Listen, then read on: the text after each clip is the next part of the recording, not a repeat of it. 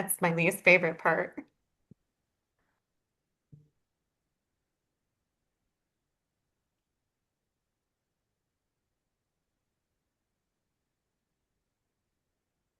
Hi, everyone, and welcome. I'm Elizabeth, volunteer coordinator with Moms Clean Air Force, and I'm so glad you could join us for today's Climate Coffee Break, our shorter, focused conversations designed to fit a busy day while still digging into timely issues. First, please share your name, where you're joining us from, in the chat. It's always nice to see where folks are in this community who have gathered here for our coffee break. I'll go first. I'm Elizabeth. I live here in Michigan and I use she, her pronouns. And today's icebreaker question is, what is your favorite sport or outdoor activity growing up? For me, it's a tie between volleyball and basketball. I have a love for both. We're going to wait a few moments here as folks start to join. And before we begin, let's just take a couple quick housekeeping notes here. We'll keep everyone muted to minimize any background noise. And we invite you to use the chat throughout this conversation to ask questions. Secondly, these sessions are recorded for educational purposes. We do edit out audience questions for the final version to help keep this a safe and supportive community space. So we hope you have lots of questions for our guest today. I also want to introduce my colleague Sam, who is joining us from behind the scenes. Sam will be helping populate the chat with helpful resources, fact sheets, action items, and will also monitor and facilitate questions during the conversation. Today's conversation focuses on the intersection of youth sports, children's health, climate change, toxic petrochemicals, how coaches, parents, and communities are navigating these challenges together. So, just to start us off, sports are often seen as one of the healthiest spaces for our children, places where kids build confidence, teamwork, and resilience in their community. But increasingly, coaches and families are also facing new challenges connected with climate and environmental health. Extreme heat is making practices and games more dangerous. Poor air quality is also affecting outdoor play. And concerns around artificial turf and petrochemicals exposure is a rising important questions about the environments in which children spend so much time of their lives. At this time, sports can be a door to a meaningful conversation about health, safety, and climate solutions in ways that feel personable and accessible. Today, we'll explore what that looks like through the perspective of Coach Gabe Gibbons, a longtime soccer coach, athlete, and parent who spends years advocating for safer and healthier spaces for kids to play. I'm grateful to have Gabe with us today and share his experiences and oversight. My first question for you is a pretty easy one. So, can you share a little bit about yourself, your soccer background, and what first inspired you to bring coaching to young athletes? Thank you, Elizabeth. Glad to be here. This is a really engaging topic for me because, I'm into sports and I do coach. Um, what got me into the sport, I would say my family. When I was really, really young, my dad and my brother played overseas. Um, the first sport I saw was soccer, and I saw my dad playing it. Not that I was okay, it's cool. Dad plays it, but then what really, really got me into it was my brother playing because whatever he did, I wanted to do. When I saw him playing soccer, it's like, cool, I'm gonna play soccer, be on his team. But 4 years older than me, that never really happened. So ended up doing my thing and played soccer my whole life. And reason really why I wanted to coach kids.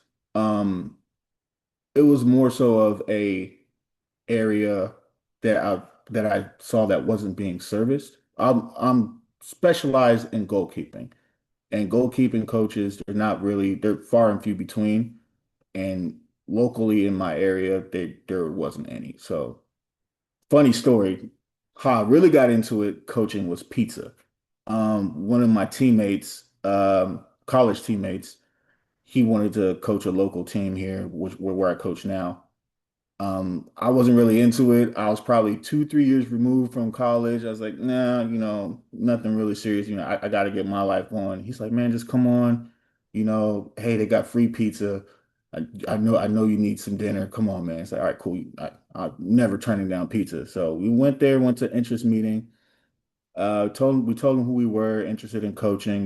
We did 1 year, man, and the kids were amazing. They took to us, man. They loved us, and that kind of sparked a fire in me to continue coaching. I believe that was like 2013 when I started coaching.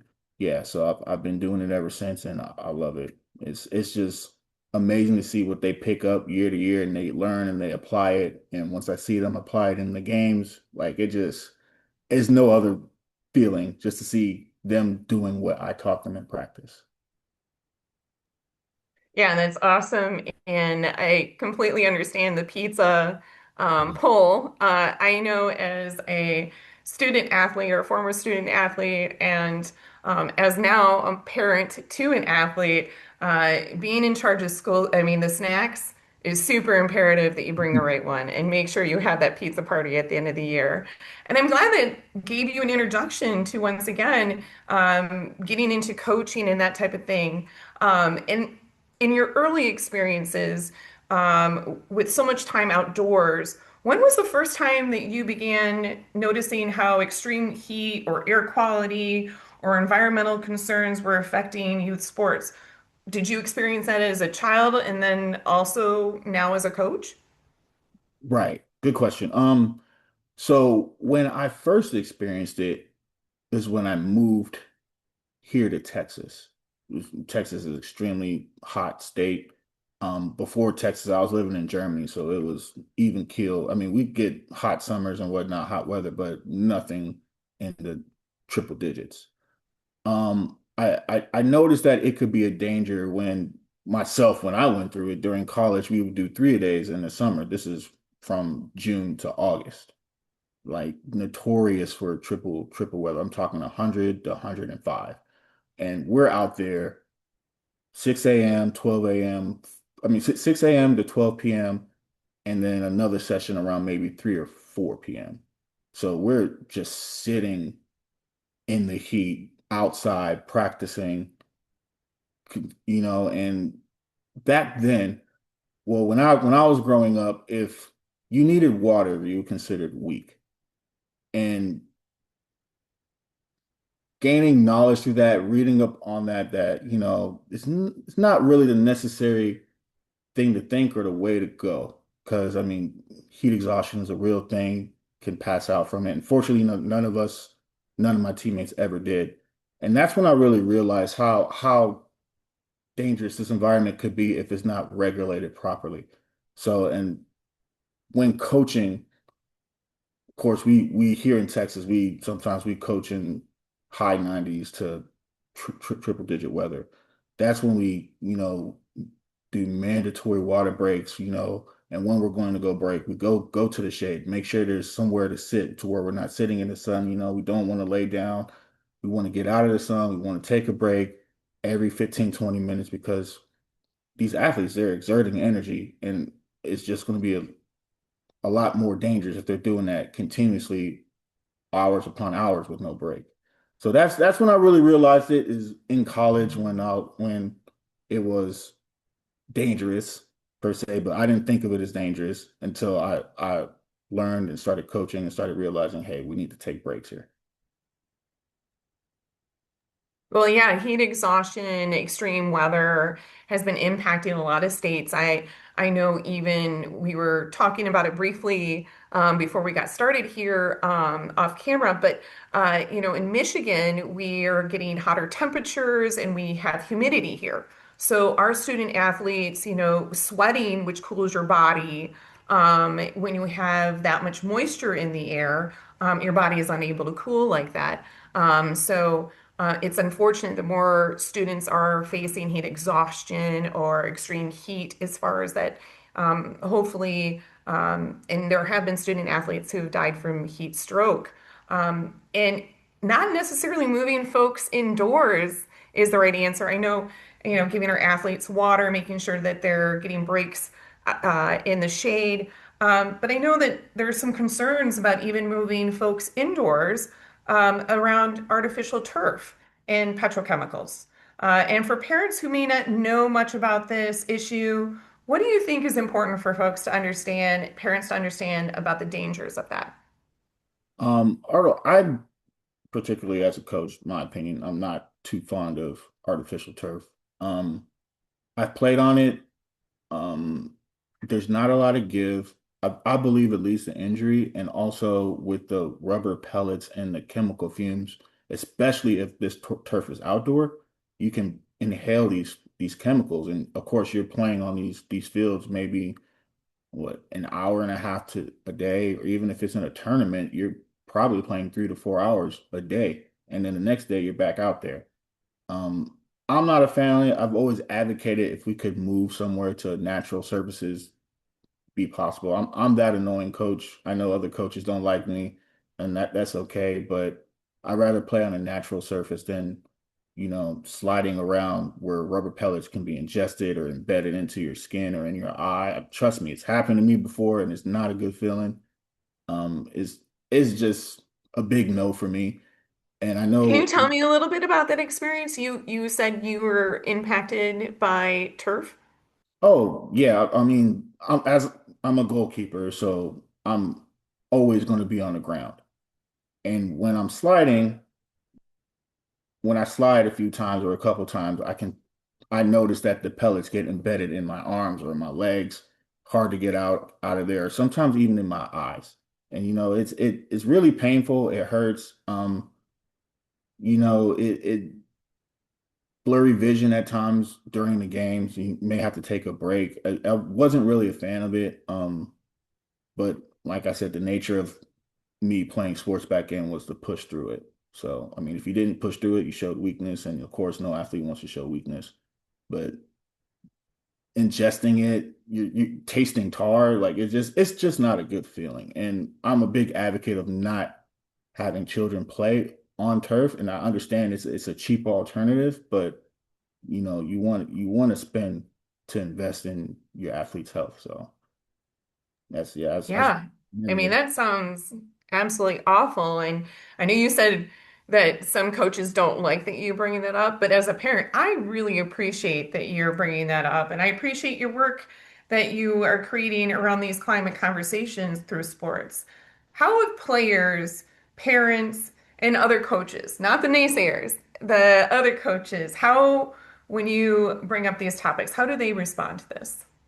They appreciate it. I mean, they see that, I'm looking out for their child's health and other athletes' health, It's like they understand the conversation, and if they don't understand it, I introduce it to them, just to be wary of it. Because I know it's hard for, athletes, especially soccer athletes, to find a proper field here in Texas because it's moving more towards turf. There's a whole bunch of complexes that they spend millions and millions of dollars on, and the fields are turf. I get it, I understand it, but if I'm able to give you the knowledge and the understanding of why I would stay away from turf, and you can understand it and maybe limit it for your athlete and your child, I mean, I feel like I'm doing my job to help better their health and longevity in the sport. And as a coach and a dad, what are some practical ways that families and communities can help protect children's health while keeping sports accessible and enjoyable? And you just kind of touched on that. I would say hydrate, drink a lot of water, a lot of water. I will also say be present when you're chill. I mean, I know it's hard, busy. Everyone has busy lives, but be present when your child is at practice because you can see the tendencies of if they're hurt or not, or when they need to slow down, because you know your child better than I do. I'm going to coach. I'm going to try to get the best out of them. And I understand the situation. If it's hot, okay, we take some water breaks, we hydrate. If you don't want to hydrate, I'm still going to make you hydrate. But also at the same time, if you see like your child's not moving properly or, just doesn't really feel into it, that's when you can step in as well. Say, hey, coach, my kid's not feeling it right now. Let me talk to him. Let's see what's going on. Or. because you know your child better than I do. And if they're not feeling well, I don't want to push them to the point where it's not worth it. So I would advocate for that. Also, take rest. Rest is really key. I know we have a lot of parents that want to put their kids in basketball and then well, Monday's basketball, Tuesday's soccer, Wednesday's practice. That's a lot. That's a lot of stress on a child. And I know we did that as kids, but as times are different now, we understand the body a lot more than we did back then. So if we can rest as much as we can, I would advocate for that as well. No, that's fantastic advice. And as a parent of an asthmatic child, I know it's really imperative that I share that with coaches. Even, as he joins a new squad or a new team, just letting them know a heads up that he has asthma and, on poor air quality days or, concerns with the VOCs coming off the turf, that might be an irritant to him or other kids that might be more sensitive to that. And great advice too about rest. I think, like you said, being from a generation that's a little bit older than you, um, that was a really big deal to push and push. But sometimes, once again, we have kids now that are suffering from heat exhaustion. We had a couple athletes who unfortunately passed from heat stroke, and other complications from that. So I applaud you to keep raising your voice. Thank you so much for coming here and talking with us, and parents, because awareness is so important when it comes to a lot of this. And then, of course, living the example like you are, is just amazing. At this time, I get to open up the floor to see if anyone has any questions.